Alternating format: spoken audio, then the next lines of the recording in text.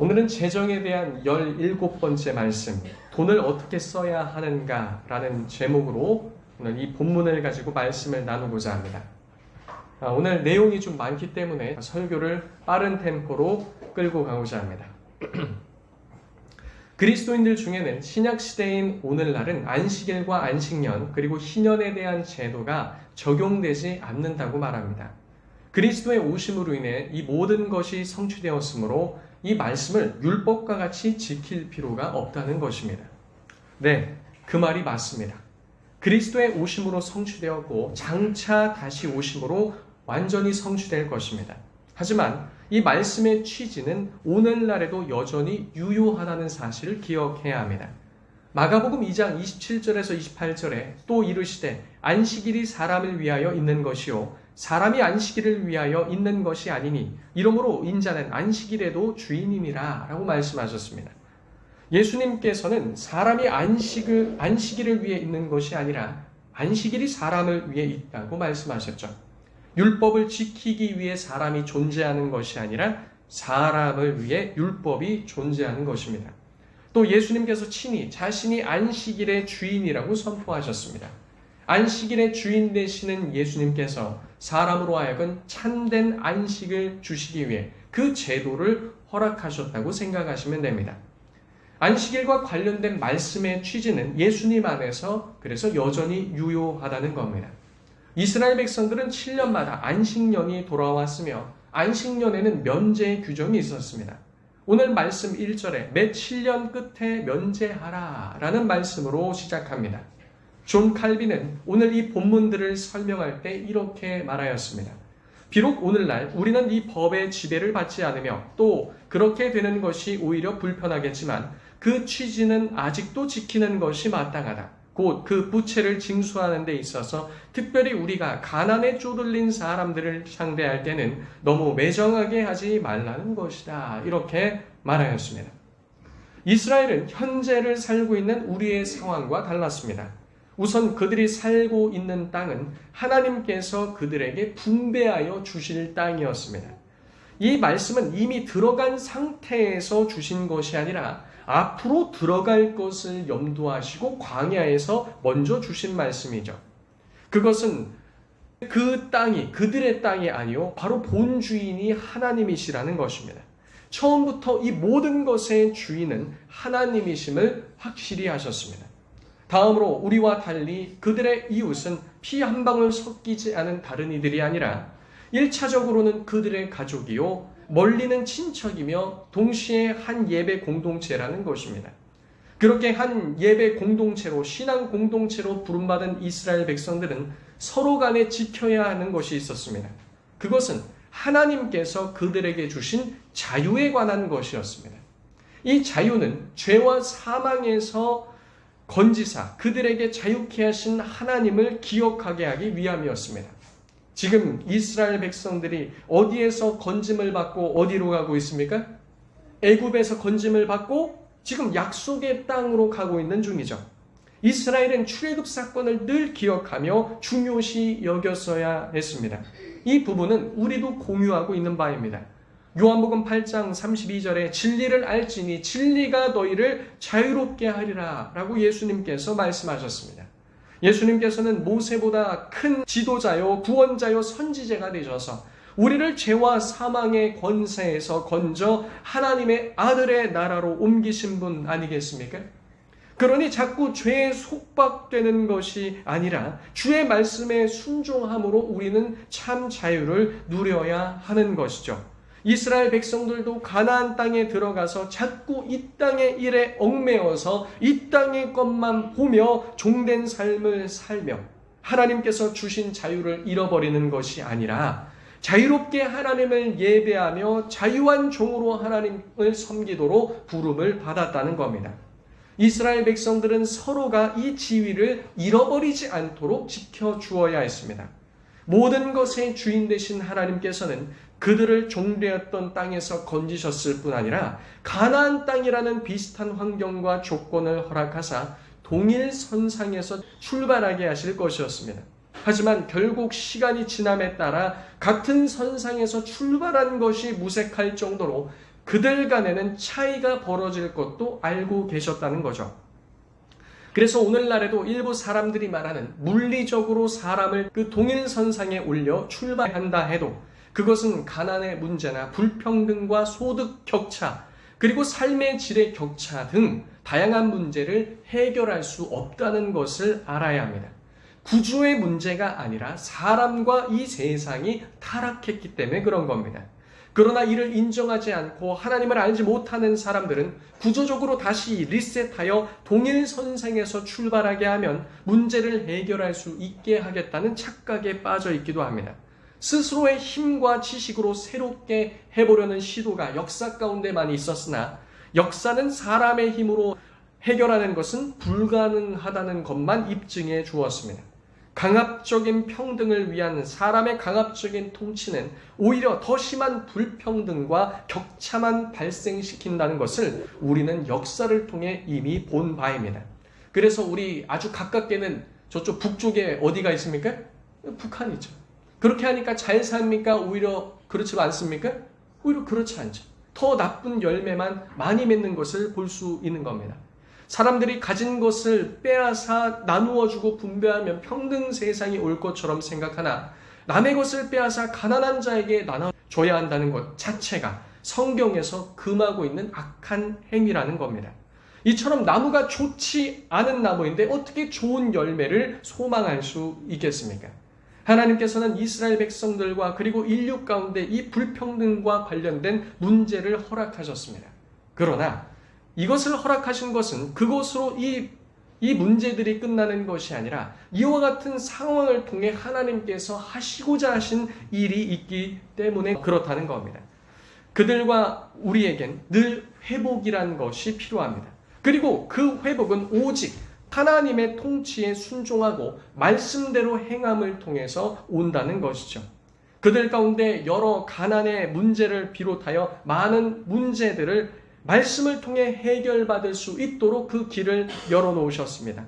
이와 같이 하나님께서는 이스라엘에게 안식년을 허락한 것은 그들로 하여금 창조된 목적을 기억하기 위해서라는 거죠.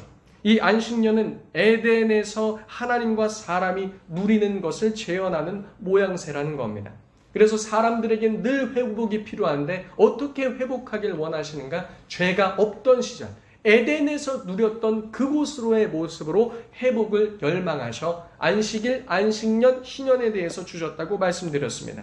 이것을 통해 이스라엘 전체가 수고하지 않아도 하나님께서 먹이시고 돌보신다는 것을 깨닫게 하기 위하며 에덴에서 그들이 그와 같이 무엇인가 소산을 얻기 위해 일했습니까? 안 했습니까?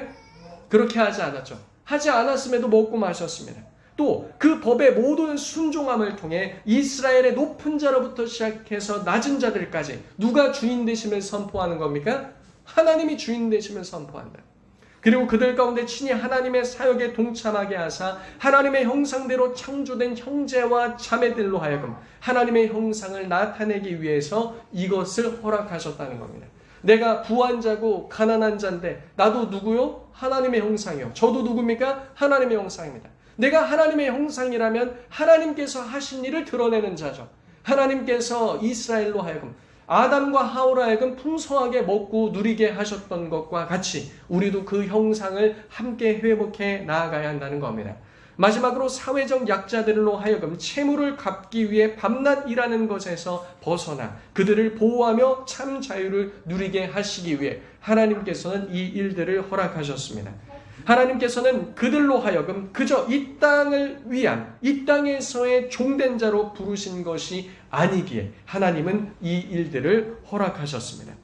하나님께서는 그들 모두로 하여금 하나님의 종이요 하나님의 백성임을 기억하게 하시기 위해 그렇게 하셨다는 겁니다. 특히 2절에서 체주의 독촉을 금하고 있는 부분에 우리는 관심을 둬야 합니다. 여기서 나오는 독촉은 애굽인들이 이스라엘 사람들에게 가하던 강압적인 노예 생활을 떠오르게 만드는 단어이기 때문입니다. 하나님께서는 다른 본문들을 통해서도 내 형제를 노예와 같은 종으로 부르지 말고 품꾼 중 하나와 같이 대하라고 말씀하신 바 있습니다. 정당하게 하루에 일삭을 주고 일하는 그와 같은 자처럼 잘 대우해 주라는 거죠. 우리는 이와 같은 어려움에 처한 자들을 독촉하는 채무자가 아니라 그들을 어려움에서 나올 수 있도록 돕는 자로 하나님께서 부르셨다는 사실입니다. 하나님께서는 이스라엘의 무엇이 되셨는가? 바로 이스라엘의 돕는 자로 자신을 자처하셨습니다. 하나님께서 그리하셨듯이 또 하나님께서는 우리에게 가정에서 남편과 아내를 두사 어떻게 하도록 하셨죠? 서로 돕는 배필로 주셨죠. 돕는 자로 주셨습니다. 에베소서 5장에 그리스도를 경외함으로 피차 복종하라. 그리스도께서 하신 그 돕는 사역, 하나님께서 하신 그 돕는 사역을 너희 가족 간에도 그리고 이웃 간에도 예배 공동체로 부름받은 이스라엘 전체로 하여금 서로 돕도록 하셨다는 겁니다. 마치 애굽에서 종되었던 이스라엘이 하나님께 울부짖을 때 하나님께서 돕는 모세의 손길을 통해서 그들을 구원하셨던 것과 같이 가난하고 헐벗은 자들도 그와 같이 하나님께 울부짖을 때 너희는 어떻게 하라는 겁니까? 가서 건져 주라는 것입니다. 도와주라는 것입니다. 하나님께서 그리 하셨듯이 말입니다. 그래서 2절 후반절의 말씀이 이는 여호와를 위하여 면제를 선포하였다는 겁니다. 하나님께서 면제의 해를 선포하는 일에 체주도 동참케 하셨다는 거죠. 2절 후반부에는 이렇게도 번역할 수 있습니다. 너는 독촉하지 말고 오히려 여호와의 면제를 선포하라.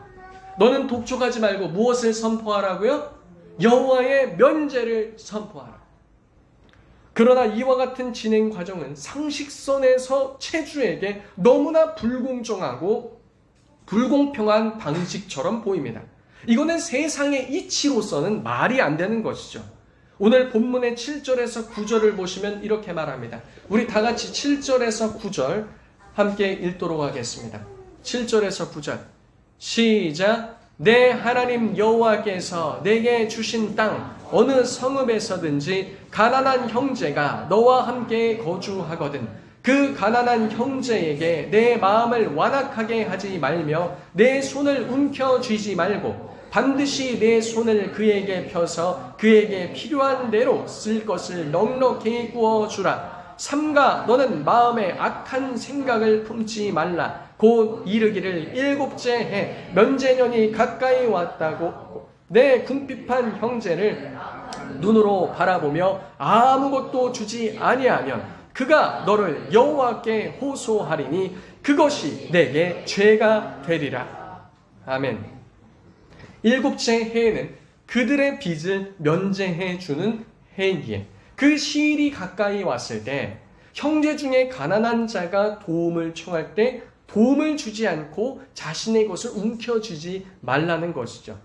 체주가 그가 가지고 있는 것을 가난한 자에게 구워주면 그가 안식년까지 얼마 남지 않은 기한에 그것을 갚지 못할 것이 잔영하기에 모든 것은 누가 손해를 보는가? 체주가 손해를 볼 수 있다는 거예요.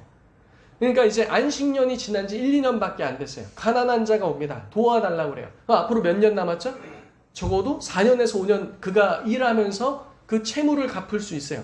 그럴 때는 빌려주지만 지금 안식년이 이제 1년밖에 안 남고 6개월밖에 안 남았는데 어렵다고 지금 하는 자. 그러면 우리 생각에 무슨 생각이 먼저 떠오릅니까? 야, 저 사람이 나한테 이렇게 빚을 져서 내가 구워주는데 이제 앞으로 얼마 남았어요? 1년, 2년 혹은 6개월. 그럼 6개월 후에 무엇을 해야 됩니까? 채무를 탕감해줘야 돼요. 그럼 누가 다 손해를 봐요? 체주가 손해를 본다는 겁니다. 그래서 우리는 자연스럽게 어떻게 하길 원하죠? 빌려주지 않기를 원하죠. 빌려주더라도 언제요? 6개월이 지나고 안식년 1년이 더 지난 1년 6개월 후에 오라는 거예요. 그럼 앞으로 몇 년 동안 더 갚을 날이 있으니까 6년. 우리는 보통 그렇게 생각한다는 거죠. 근데 하나님은 그렇게 하라 하지 말라? 그렇게 하지 말라는 겁니다. 하나님께서 여기서 재정의 문제를 다루실 때 7절에 보시는 바와 같이 무엇을 보시는지를 우린 좀 살펴봐야 됩니다. 7절에 보시면 우리의 마음을 보시는 것을 알 수 있습니다. 재정의 문제에 있어서 우리는 내가 가지고 있는 것은 내 것이라고 생각할 때 이 말씀에 부딪힘이 있습니다. 우리의 입장에서 우리의 것이라고 하니 부딪힘이 있는 것이죠. 하나님 입장에서는 하나님 것이기에 요구하셔도 어떠한 문제가 되지 않는다는 겁니다. 사실 내가 가지고 있는 것은 내 것이죠. 남의 것은 아니지 않습니까? 신명기 5장 21절에도 이렇게 말합니다. 내 이웃의 아내를 탐하지 말라. 내 이웃의 집이나 그의 밭이나 그의 남종이나 그의 여종이나 그의 소나 그의 낙이나 내 이웃의 모든 소유를 탐내지 말라 라고 말씀하셨습니다. 자신의 것은 자신의 것이고 다른 이의 것은 다른 이의 것입니다. 성경은 다른 이의 소유를 탐내지 말고 잘 지켜질 수 있게 할 뿐만 아니라 손실이 가지 않게 하는 것이 기본 정신입니다. 그래서 돈을 꾸는 자도 마찬가지였습니다. 내가 그에게 손실을 입혀야지 라는 마음으로 그렇게 접근해서는 절대 안 되었던 것입니다. 그래서 성경이 말하는 가난한 자는 상대적으로 빈곤하다고 여겨지는 자가 아니라 절대적인 기준에서의 빈곤한 자였습니다. 그래서 내가 이걸로 어떻게 누구에게 손실을 입혀야지 이런 생각할 여지조차 없던 자였죠. 이제 6개월밖에 안 남았으니까 내가 미안해서 빌려달라고 하지 못하겠네 이럴 여유가 있는 자들이 아니었다는 겁니다. 가난한 자라도 부자의 것을 탐하며 그것을 뺏고자 하며 안 되며 자신이 가지고 있음에도 다른 이의 것을 탐하면 죄가 된다는 것입니다. 그러나 이것이 단지 누구의 것이냐의 문제를 넘어 그것의 최종 소유권이 하나님께 있다고 하면 경우가 달라진다는 겁니다. 저희 집에 비치 서리가 간혹 제 물건을 가지고 싸울 때가 있습니다. 예를 들어 열쇠 고리를 가지고 놀다가 싸우는 거죠. 내 거야. 내가 가지고 놀 거야. 내가 먼저 가지고 놀았어. 너 많이 가지고 놀았잖아.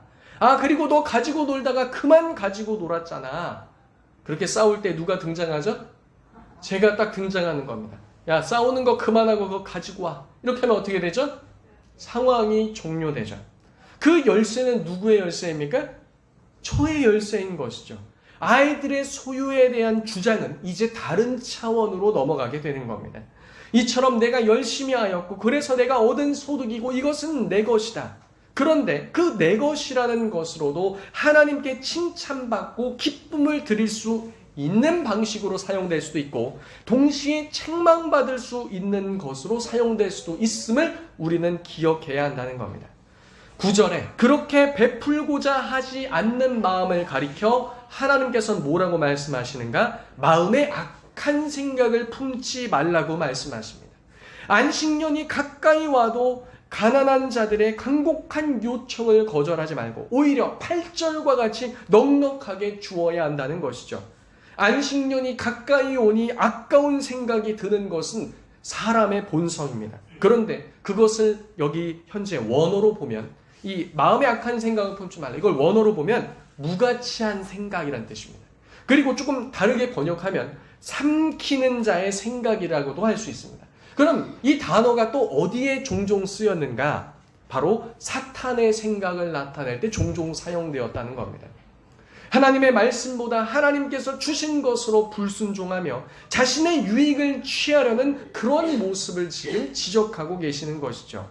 내 것은 내 것이고 타인의 것은 타인의 것인데 하나님께서 소유권을 주장하시고 말씀하시면 우리는 곧장 그 모든 것이 하나님의 것임을 인정하고 그분께 드려야 한다는 겁니다.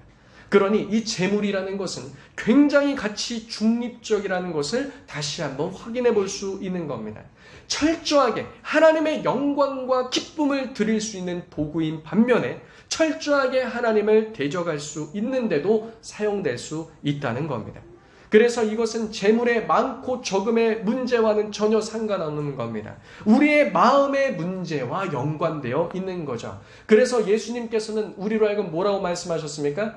하나님과 재물을 겸하여 섬길 수 있다 없다? 없다라는 것이죠.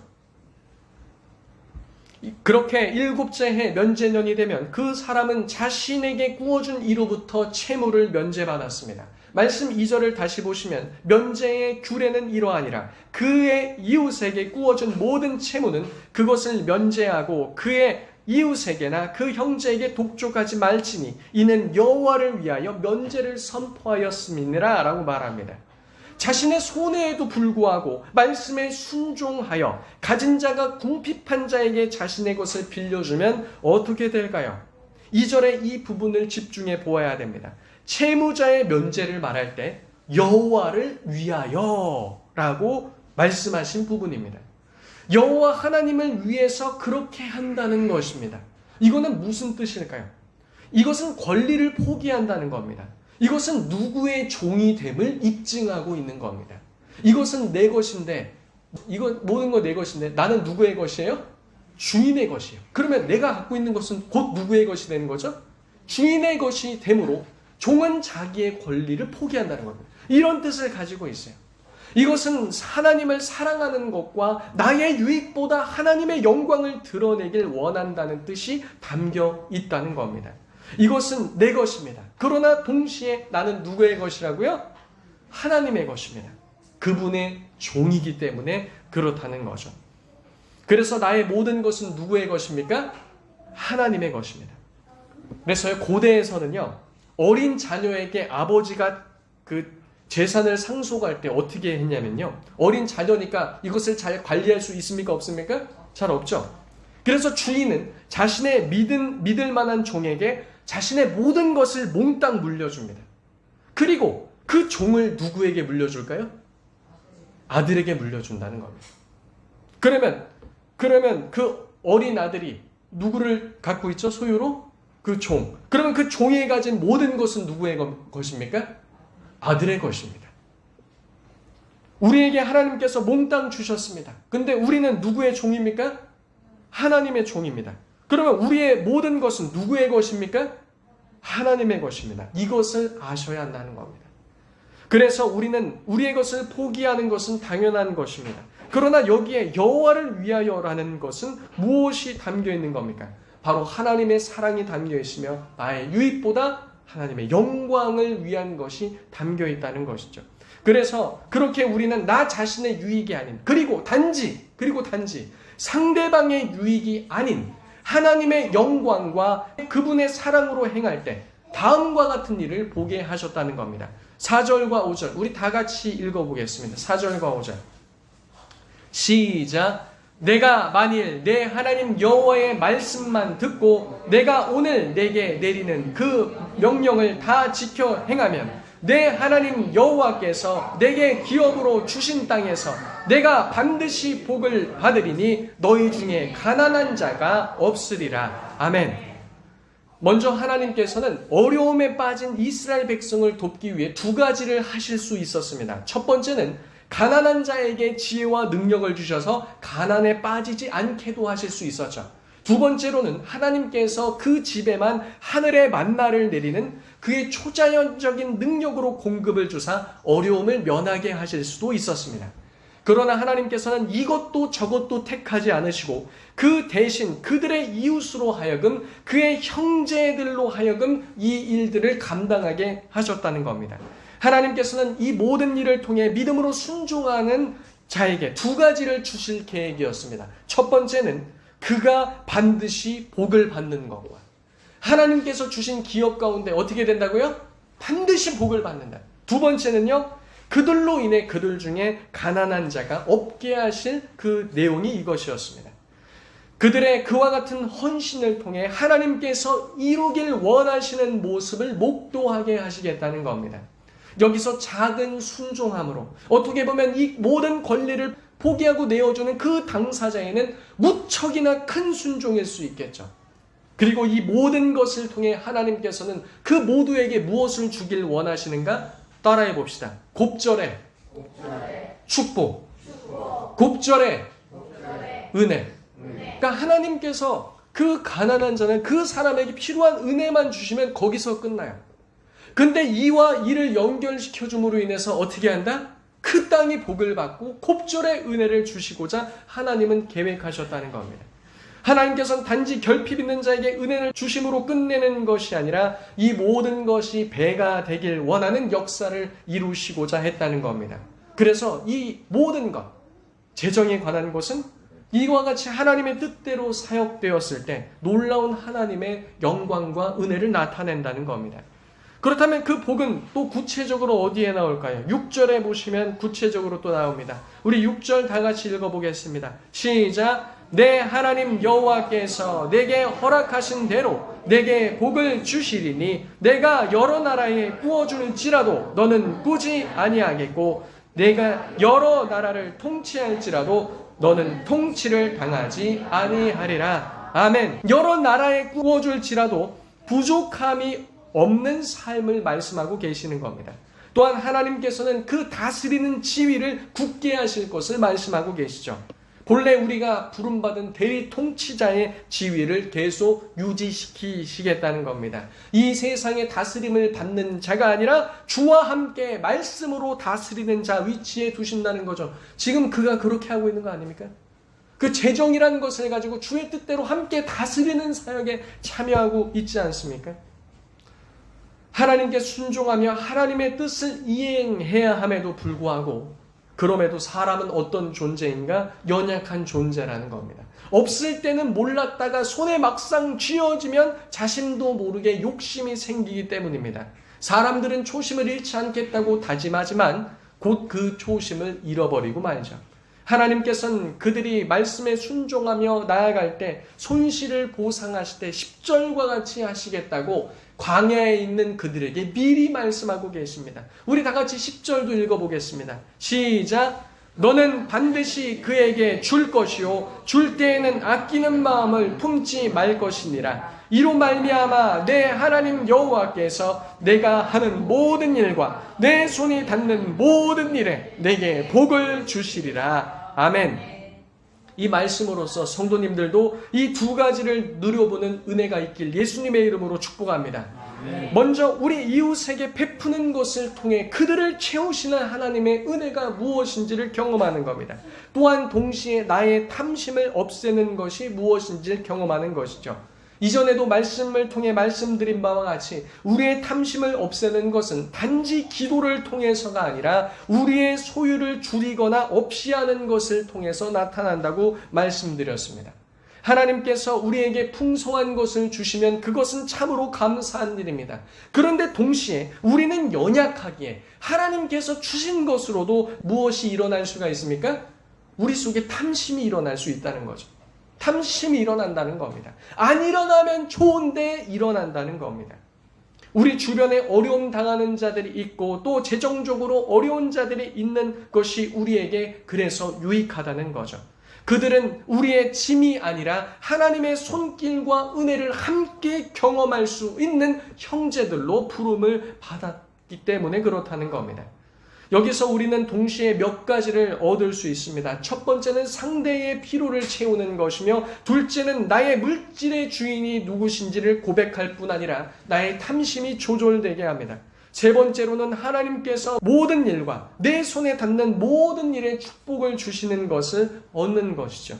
사람의 수고보다 하나님께서 우리에게 베푸시는 은혜가 얼마나 탁월한지를 경험하게 하신다는 겁니다.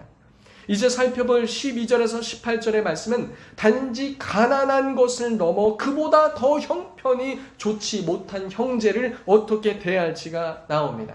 그런데 패턴은 앞의 패턴과 비슷합니다. 가난하여 무엇인가 꾸는 자보다 더 안 좋은 환경에 놓인 자가 있습니다. 심지어 그는 자신을 종으로 판 그런 상황입니다. 그냥 꿀 뿐만 아니라 그것도 모자라 자신까지 넘긴 자죠. 하나님께서는 채무뿐 아니라 종으로 잡혔던 자들도 12절에 안식년에 놓아 자유롭게 할 것을 말씀하셨습니다. 왜냐하면 그들의 빚이 속량되었기 때문입니다. 이전에 희년에 그 빚, 사람이 도저히 갚을 수 없는 그 빚도 누가 속량하신다고 말씀하셨죠? 마지막에는 여호와께서 친히 속량하신다는 것을 보여준다는 겁니다. 그런데 여기 또 사람의 기준으로 말도 안 되는 요구가 있습니다. 그 채무자를 놓아줄 뿐만 아니라 13절에 무엇이라고 말하냐면 우리 13절 다 같이 읽어볼까요? 시작! 그를 놓아 자유하게 할 때에는 빈손으로 가게 하지 말고 라고 말합니다. 그렇다면 그 손에 무엇을 들려 보내줘야 할까요?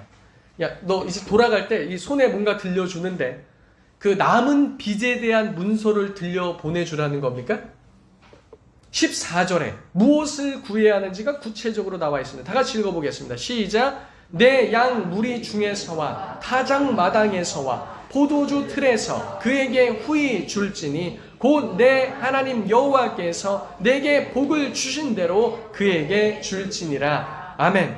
하나님께서 양의 무리 중에 일부 양들과 타작마당에서의 일부 곡식들과 포도주 틀에서의 일부 음료를 누구에게 주라? 그 종에게 줘서 내보내라는 거예요.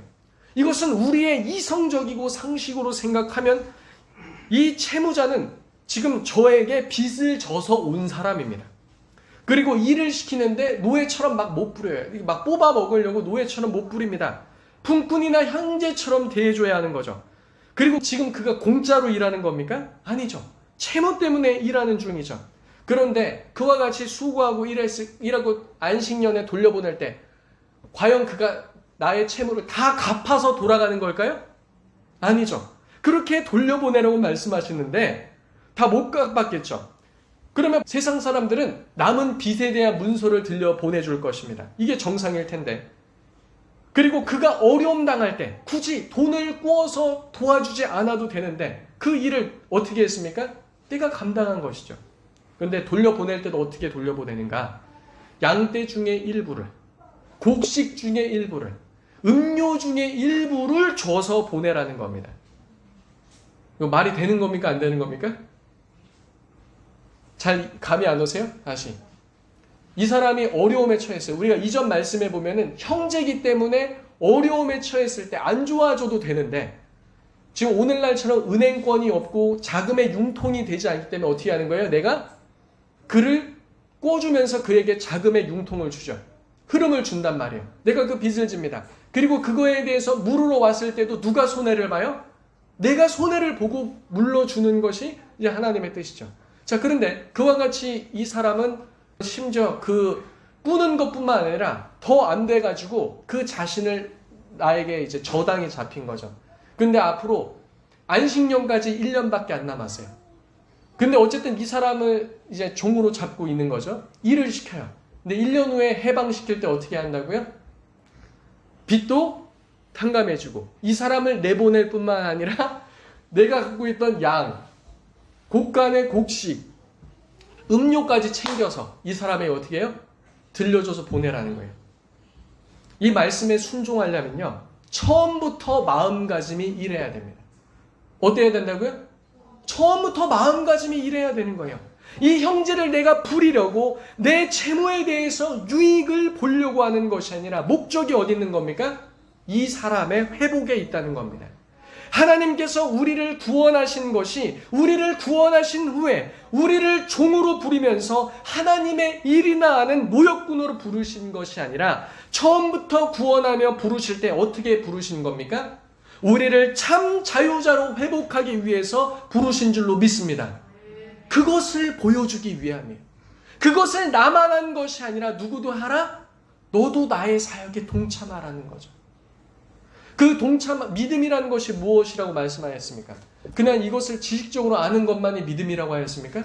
아니죠. 이 말씀을 친히 경험함을 통해 하나님을 알아가며 이 말씀의 하나님인 것을 깨달아 아는 것, 이 모든 것을 합하여 성경은 믿음이라고 말하지 않습니까? 하나님은 하나님이 하신 모든 사역에 우리를 동참시키사 결국 그 모든 것을 통해서 누구를 알아가도록? 하나님 자신을 알아가도록 부르신다는 거예요. 돈이 중요한 게 아니고 먹는 게 중요한 것이 아니고 어떻게 하는 것이 중요한 것이 아니라 성경에 우리가 창조된 목적은 누구를 알아가기 위해 영원하신 하나님을 알고 그분을 예배하기 위해 우리를 부르셨다는 거 아니겠습니까? 우리를 애굽에서 부르실 때 애굽에서 종으로 살기 위해서 거기서 나와서 종으로 살기 위해 부르신 것이 아니라 왕같은 제사장으로 하나님의 영광을 나타내며 함께 다스리고 열방을 통치하는 자로 처음부터 그렇게 부르셨다는 겁니다. 그런 마음가짐이 있어야 이 말씀에 온전히 순종할 수 있다는 것이죠. 그래서 그 말씀에 순종하지 않음으로 너의 마음을 완악하게 하지 말라. 그와 같은 나의 마음이 아니라 나의 반대자의 마음을 품지 말라고 하나님은 경고하시는 겁니다. 그리고 이와 같이 뭡니까? 이 양떼, 고기죠? 그 다음에 곡식, 포도주, 이것은요 축제를 할 때 사용하는 겁니다. 돌아갈 때 그냥 돌아가게 하지 말고 축제를 할 수 있게, 그리고 일부 재산을 형성할 수 있게 그들에게 돌아가서 가족과 함께 잔치를 벌일 수 있게 해주라는 겁니다. 그가 잘해서 그렇게 집 주인의 종으로 섬기던 자가 아니었습니다. 잘해서 상을 받는 것도 아니었습니다. 빚을 짐으로 인해서 종처럼 주인의 집에 들어왔고 채무로 인해서 무료로 봉사한 것이 아니라 삭슬받는 일구처럼 대우도 받았으며 그와 같이 친절함도 받았다는 거죠. 만약 그가 그 주인이 걷어주지 않았으면 어떻게 됐을까요? 세상 있는 사람들에게 멸시받고 그런 자가로 있지 않았겠습니까? 그렇게 되지 않게 있는 자가 불러다가 그와 같이 하라는 거죠. 성도님들, 출애굽될 때 어떻게 되었습니까? 이스라엘 백성들, 하나님께서 종되었던 곳에서 부르실 때 그들은 많은 금과 옷과 양떼와 먹을 것을 가지고 나와서 그들이 목말라서 하나님을 원망하기 전까지 어떻게 했습니까? 하나님을 찬양하며 소고와 탬버린으로 하나님을 찬양하며 구원하신 하나님을 알리면서 나오지 않았습니까? 그 일을 그와 같이 하라는 겁니다. 종에서 놓일 때 그냥 돌아가게 하는 것이 아니라 여러 가지 일한 것에 대한 수고까지 챙기며 나오게 하셨다는 거죠. 그래서 이것은 어떻게 보면 무리한 요구일 수도 있으나 역으로 또 불공정한 거래처럼 보일 수도 있다는 겁니다. 하지만 하나님은 단호하시죠. 15절 다 같이 읽어보겠습니다. 시작. 너는 애굽 땅에서 종되었던 것과 내 하나님 여호와께서 너를 속량하셨음을 기억하라. 그것으로 말미암아 내가 오늘 이같이 내게 명령하노라. 아멘. 이러한 부한자가 기억해야 될 것은 그 부의 취함으로 자신의 과거가 어떠한 것을 잊어버리는 것이 아니라 너 본래 다른 곳에서 노예 취급받으며 다 죽어가는 것 내가 살려서 이 자리까지 오게 했지. 그뿐 아니라 이제 내가 너로 하여금 베풀 수 있는 자리까지 설 수 있게 하지 않았니? 이것은 부탁이 아니라 주인으로서 무엇이다? 명령이다 라고 말씀하시는 겁니다. 오히려 하나님께서는 부한자에게 그와 같은 세상 기준으로 자발적 금전 손실이 나게 함을 통해 그 자신 또한 바로 하나님께로부터 속량받은 자임을 기억하게 하시겠다는 겁니다. 그리고 우리는 18절의 말씀도 기억해야 됩니다. 그 종된 자 역시 안식년 제도를 악용하지 않았음을 우리는 알 수 있는 대목이죠. 18절 다 같이 읽겠습니다. 시작. 그가 6대 동안에 품굿에 삭새 배나 받을 만큼 너를 섬겼은즉 너는 그를 놓아 자유하게 하기를 어렵게 하지 말라. 그리하면 내 하나님 여호와께서 내 범사에 내게 복을 주시리라. 아멘. 오히려 그와 같은 채무자는 자신을 거둬주고 도움을 준 그 주인을 위해 최선을 다해서 섬겼다는 겁니다. 오히려 그 은혜를 갚기 위해 몇 배의 수고나 더해서 너에게 유익을 끼쳤다는 것이죠. 그러니 그를 놓아 자유하게 하되 어떤 손해나 기타 손실 유무를 따져서 어렵게 하지 말고 하나님 말씀에 순종하면 그 모든 것에 대한 손실 누가 보상하겠다? 내가 너를 속량한 것처럼 너의 모든 손실도 누가 보상하겠다? 하나님께서 하시겠다는 거예요. 우리가 이전에도 말씀 보았죠? 그 주인이 여종을 줘서 결혼을 해서 아이를 낳고 가정을 꾸리면 안식년이 되었을 때 그 남종은 홀로 나갈 수 있어요. 하지만 여종과 그 자녀는 누구에 속해 있습니까? 주인에게 속해 있어요. 근데 이것을 줄 때 주인이 악한 마음으로 아직 채무가 남았으니까 여종 줘가지고 이렇게 해서 영원한 종을 삼아야지. 이런 모습이랬습니까? 그게 아니라고 그랬죠. 형제로서 형제처럼 되어 있기 때문에 자신의 귀한 종을 내준 것이라고 했습니다. 그리고 이 말씀도 마찬가지예요. 왜 굳이 우리는 자유했다. 이제 안식년이라 자유하다. 이렇게 나가지 않고 왜 자꾸 귀를 뚫어서 영원한 종이 된다는 말씀이 계속 나올까? 아마 이럴 겁니다. 제가 이 말씀을 전하다 1부 예배 때 그런 이제 감동이 왔어요. 이제 그거죠. 내가 어려울 때 이 주인이, 이 가진 자가 처음부터 어떤 마음으로 접근한 거예요? 이 말씀에 따라서 하나님의 마음으로. 나를 회복시키고 자유케 하는 그와 같은 자로서 나에게 온 겁니다. 그래서 종으로 있을 동안 어떻게 해주고? 형제처럼 잘 대해주고. 그렇기 때문에 이 종도 어떻게 한 거예요? 그 주인에게 감동한 거죠. 이 주인도 어떻게 한 겁니까? 그를 사랑하는 겁니다. 그렇게 해서 어떻게 하는 거죠? 함께 그와 같이 살기로 작정한다라는 겁니다. 지금 여기서 우리가 볼 수 있는 모습은 무엇입니까? 하나님 나라죠. 무엇이라고요? 하나님 나라. 그리고 아무리 그렇게 귀를 뚫고 종이 된 자라도 언제는 무조건 돌아가야 돼요? 신년에는 무조건 돌아가야 된다는 거예요. 자기가 있던 곳으로. 사랑하는 성도님들, 나에게 고여있는 재물을 차라리 주께서 원하시는 방향으로 사용하시고 그 재물의 빈자리에 하나님께서 친히 주시는 복으로 채우는 자 되시길 예수님의 이름으로 축복합니다. 하나님께서는 하나님 뜻대로 베푸시는 것으로 인해 어려움 당했다고 말할까봐 그것조차 그렇게 되지 않게 하시겠다고 이와 같이 손실보상에 대해서 말씀하시는 것 아니겠습니까? 그럼에도 앞으로도 하나님께서 이스라엘 가운데 가난한 자가 없게 하시지 않을 것이라고 말씀하셨습니다. 11절에 나와 있는 것처럼 항상 우리들 중에 두실 것이죠. 이렇게 함으로 우리가 어떻게 하는가를 보시겠다는 겁니다. 결국 이와 같은 모든 일들을 통해 2절에 나와 있는 것과 같이 여호와 하나님을 위하여 살아가는 자들임을 스스로 증거하도록 하나님은 이 모든 일들을 섭리하셨다는 겁니다. 사랑하는 성도님들, 우리가 가진 재정은 단지 우리 자신의 것만이 아니요 우리 가정의 것만이 아니라 하는 사실을 기억해야 합니다. 모든 것이 우리의 수고함을 통해 나온 결과물이라 할지라도 궁극적으로 그 소출을 거둘 수 있게 하신 분은 바로 누구십니까? 하나님이란 사실이죠. 그러므로 우리는 마땅히 하나님께서 기뻐하시는 방향대로 사용하는 자가 되어야 할 것입니다. 자신을 위해서도 가정을 위해서도 사용하지 말라는 게 아니라 사용하라는 겁니다. 그렇지만 항상 우리는 무엇을 염두해야 된다? 하나님의 뜻, 그리고 우리에게 곁에 주신 우리의 형제들을 생각해야 한다는 것이죠. 그래서 그리스도인들의 재정 사용은 세상과 다를 수밖에 없으며 그리스도인들의 재정 관념 또한 세상과 다를 수밖에 없다는 사실입니다. 세상 사람들은 이와 같이 행하는 우리를 보고 정신이 나갔다 혹은 제대로 되지 않았다고 말할 수 있으나 그 복과 영광이 어디로부터 오는지는 그들은 알지 못할 것입니다. 결국 이 모든 것은 사람으로 하여금, 지금 계속되는 핵심 메시지 있죠? 사람은 무엇으로 사는 자가 아니요 떡으로 사는 자가 아니요 누구로 인해 사는 자다? 여호와 입에서 나오는 모든 말씀으로 살아가는 자임을 다시 한번 말씀하고 계시는 겁니다. 우리는 먹기 위해 사는 자가 아니라 하나님을 경험하기 위해 살아간다는 것이죠. 이제 남은 3주간의 말씀을 통해 주께서 주신 참 자유와 재정으로부터의 속박이 아니라 어떻게 이것을 가지고 주와 함께 다스리는 자로 설 수 있을까? 그 모든 비결을 배워 나가시는 성도님들 되시길 예수님의 이름으로 축복합니다.